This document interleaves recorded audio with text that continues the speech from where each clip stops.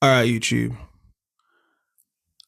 I haven't got any notes planned for this video. This video is going to be straight up raw and uncut. Yeah. The last week I've lacked. Yeah. I've lacked on my discipline. I've lacked in all aspects of my fitness journey. And I'm here to come clean about it. The last week um, hasn't been the best for me. I usually take my diet very seriously. I usually take my training very seriously. And literally it all fell apart last week. Um, I had a back injury. I literally bent down to pick something up and I sprained my back. And after I sprained my back, I was in a lot of pain. It was excruciating. And I said to myself, you know what? I don't think I can go to gym. And that was last week, Friday.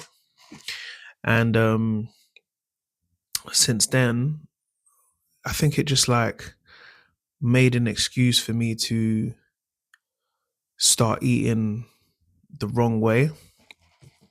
Like, I'll keep it real with you. I've eaten junk food, I think, about 3 times in this week of me being injured. And I've gone from 96.6 kg. I was even lighter than actually. I think I've gone from like 94.1 all the way back up to 100. And when you're trying to lose a substantial amount of weight, you can't afford to do that. You know what I mean? Like, I believe in the power of delayed gratification, and I didn't practice that this week. And it's cost me because now I'm gonna have to work even harder to get back to where I already was. Do you understand? Like when you're losing a substantial amount of weight, you can't afford to take shortcuts in your diet. You can't afford to give yourself leeway like that because you know you've got goals. You know what I mean? You've got goals and you've got targets that you're trying to hit. And especially like when you're losing, like when you're going from obese, like I'm still classed as obese. People may see me and think I got muscles and all of that, but no, on my BMI I'm still classed as obese. So, and I'm trying to get down to a healthy weight. I don't want to be obese anymore. I already said this in a video before, so I can't afford to take days off. I can't afford to slack on my diet. I can't afford to take time off the gym, even though I was injured and I needed that time off the gym. And now I'm recovering. What I should have done is pre-plan my diet and been extra hard on my diet because, like, I don't know why this happens to me. Like, why I stop my diet. I mean, I stop working out and then I stop my diet at the same time. Like, when you really write that down on paper, that makes no sense because scientifically, it's like you need to eat less than you burn. But then if I stop burning more and then I start eating more calorie dense foods, I'm going to be consuming more calories than I burn, and I'm going to be reversing all the work that I've done, which doesn't make sense. But it's this brain of mine that makes me do them things sometimes, innit? But I'm not going to make no excuses. I mean, this week I'm going to have to work a lot harder, but I'm recording this video just to remind myself in the future, if you do get to a place of like an injury or something like that and you can't train, that means you go double hard on a diet. You cut those calories even more. And what my plan now is to practice intermittent fasting for the next week so I can recalibrate my body and get myself back to where I was. I'm going to be training, but I'm not going to be eating the same solid diet that I was before. I'm going to cut my calories down even more to make sure that I make up for the time that was lost. All the people out there that are obese who are trying to lose weight, you can't afford to reward yourself, you know. You can't afford to reward yourself for the work that you think you've done because you have to understand we've put ourselves in a place where our bodies have been damaged. We have been overfeeding ourselves for years and years and years. And in order to get back to a healthy base and a healthy level, we're gonna have to starve our bodies of all of these junk foods that we love so much. And when you really deep it, you're not doing yourself a disservice by cutting out these junk foods. These are foods that are dense in calories. These are foods that lack nutrients, the proper nutrients that you need. And these are foods that really do nothing for our body. They add no value, but they just give us like a tingling sensation, which is nothing.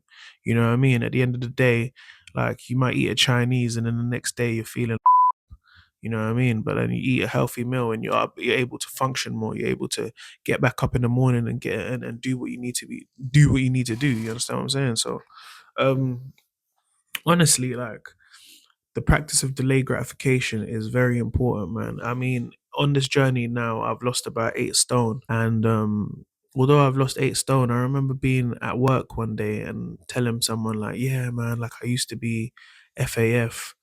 And then some guy was like, "Yeah, but you're still FAF." And then like it gave me like a reality check, and it was like, "Oh man, like it's like yeah, you know what? Like at first I wanted to like punch him in his jaw, in it, but I was like, you know what though? Like he's got a point, like you know what I mean? Because like although I may have come far in the journey of my own self, yeah, I have to realize like you know what? In the grand scheme of things, like I'm still overweight, I'm still large, I still have like belly fat and all of that.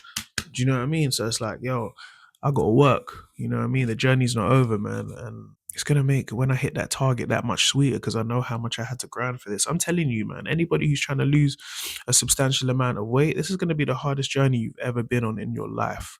It's gonna be the loneliest journey you've ever been on your life, but it's gonna make it that much sweeter because you're gonna do something that 90% of people in this world are not capable of doing, whether they're slim or they're big. You tell the slim person to put on 100 pounds and then lose it, he will not do it. She will not do it. You tell most of the obese people out there to lose the weight, they will not do it. You understand? So if you're on this journey, bro, you are the elite. And if you can do this, you can do anything. That's what I humbly believe. If you can lose all this weight, you can do anything. You understand what I'm saying? Don't be watching other people because I do the same thing sometimes. Don't be watching other people's journey. Don't be looking at them slim hench guys because don't forget they went from being skinny to hench. You understand? None of them went from being big to smaller.